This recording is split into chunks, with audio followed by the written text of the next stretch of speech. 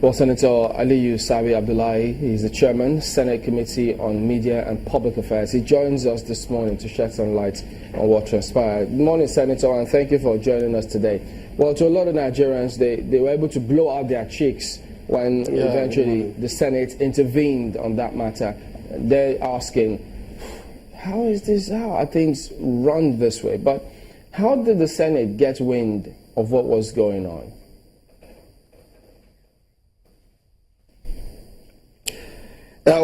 Thank you very much. Good morning, Chamberlain. Good morning, Suleiman.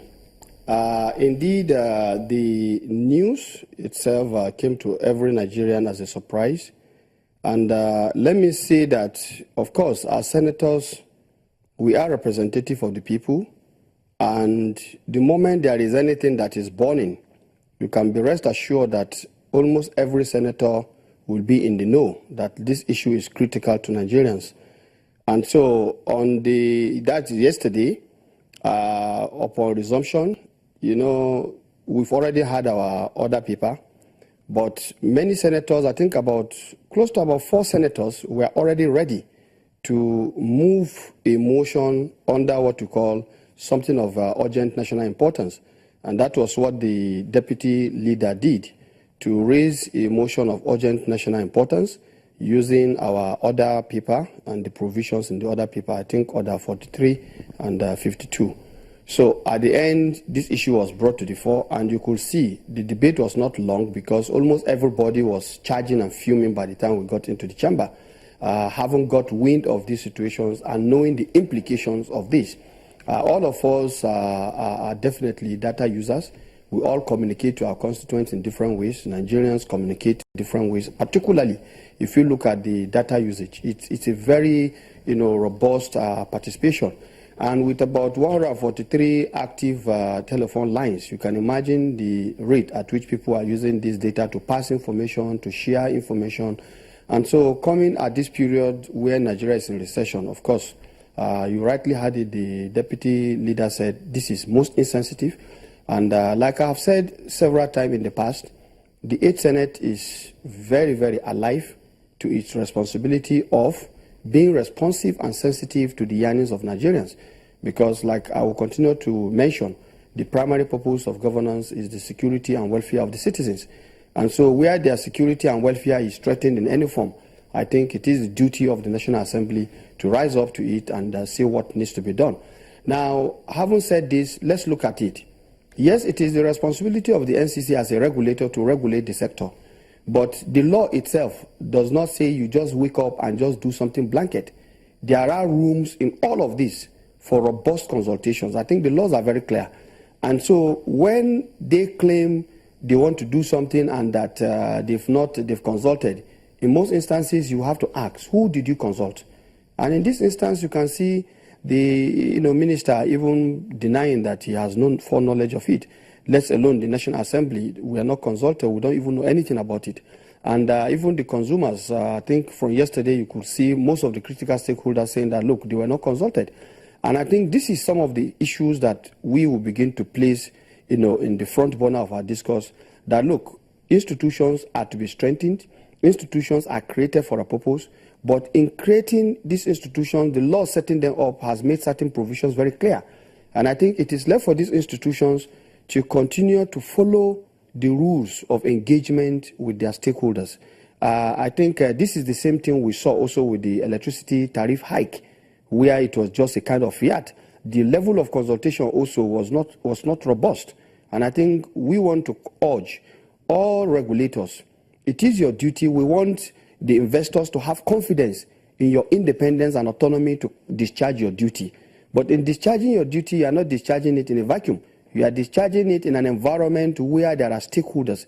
And that is why these stakeholders are identified in your enabling laws and the various provisions governing your operations. So they should at all times endeavor to give the due respect and right that the various stakeholders deserve, so that when we have a consensus, when we have a convergence, then we understand exactly what we are up to, and everybody will be in agreement, and under that guise, you will see things working smoothly. But I think this was the Senate in action, and it's a pleasant, action we took yesterday. You know, some say that they, at least to some extent, saw this coming because there had been some kites that were flown that after 3 minutes, they should begin to tax anyone who makes a call above 3 minutes. Eventually, it was denied. And now you cited you had some things too about electricity tariff hike, now this one. But there are those who just sit back and wonder, why is it that some of these decisions don't get to the Senate and then we just hear them? Is it a frustrating relationship between the Senate, or why don't the ministers get across to the National Assembly? Well, thank you, Chamberlain. Here we go again. I think it's very important, like you said, that the three arms of government must always work in consonance with each other. Like I said, the process of democracy involves consultation and participation. And participation means, look, putting somebody on notice when he deserves to be put on notice, asking somebody his opinion when he has to be asked his opinion, and let him say whatever he wants to say. At the end of the day, you place the issues on the table and let everybody understand that this is what we need to do. And you bring your conviction. And that is why for us in the parliament, in the Senate, you see us, we debate issues. Everybody canvasses reasons. Somebody may not have a technical knowledge of the issue, but where you provide information that enables him to reason along with you, he's able to say, yes, I support this particular decision. And I think that is exactly how it should be. And like you rightly pointed out, sometimes some of these decisions, the National Assembly is not carried along, and we keep urging that this is democracy. And in a democracy, the three arms of government have very key roles.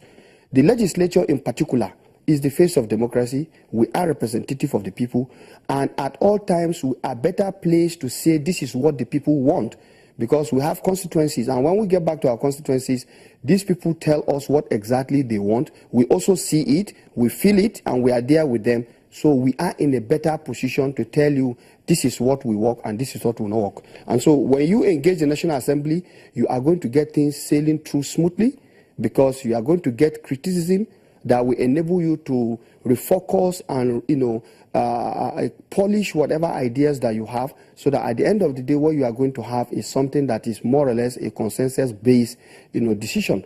And at the end, you will see there is least resistance. And I think that is the way it should be. Well, Senator, there are different perspectives to this, and we'll hope to explore them before we wrap up. But how will the Senate deal with this impression or perception, perhaps if it is, or if it holds on the perspective of the executive, that the Senate doesn't seem to be cooperating with us? I mean, these are tough times. We need to raise taxes and resources, but Senate is always in the way.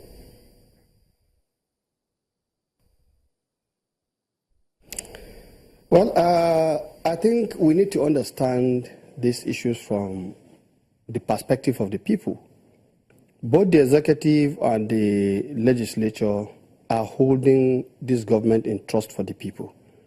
And like I said earlier, the primary purpose of government is the welfare and security of the citizens.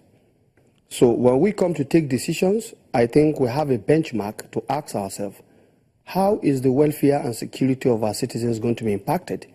And I think at all times, if these questions will be asked, then the issues that will be confronting us, when we address them, I think we will not be having conflict.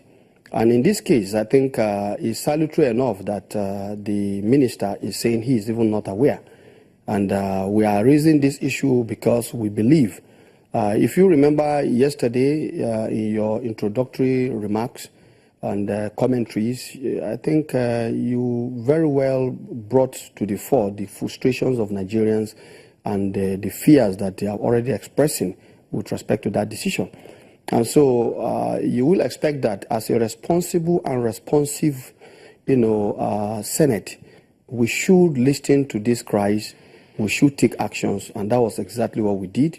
And like we said, we are halting it. We want to engage them. Let's sit down and look at issues. And at the end of the day, we will know exactly where the decision lies. Yes, we agree we need to get revenue, but we can't get revenue out of the blood of our citizens. I think that is the point we are trying to make here.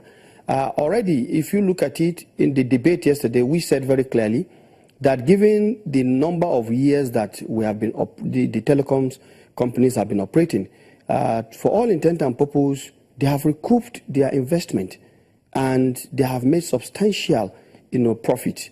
They've been reporting in many years of, they are reporting, they've been declaring billions and billions of profit. Now, what we have seen in other climes is that at a point, we should begin to see that Nigerians are benefiting, because it was Nigerians that cooperated in patronizing them that enabled them to make the profit they have made. So Nigerians also have invested in their business. So they should by now begin to look at, first, they've made their investment, they've recouped their investment gains, now they are making profit.